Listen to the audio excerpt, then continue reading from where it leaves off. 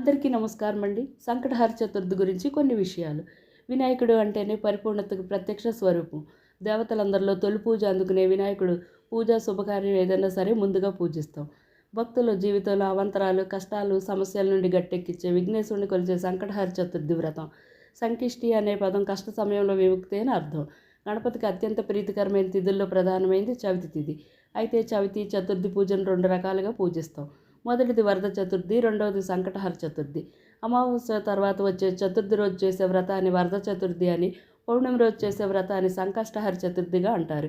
ఈరోజు వినాయకుడిని వికట మహాగణపతిగా పిలుస్తారు. ప్రతి నెలలో కృష్ణపక్షంలో అనగా పౌర్ణమి తర్వాత 3-4 రోజులకు వచ్చే చవితి రోజు సంతానం కోసం, సకల బాధలు, వివాహం జరగటం కోసం ఉపవాసం ఉండి గణపతిని దూర్వగడ్డి, పూలు, దీపం, ధూపంతో పాటు వ్రతకథ చదువుకొని చంద్రదర్శనం చేసుకున్న తర్వాత ఉపవాసం విరమిస్తారు.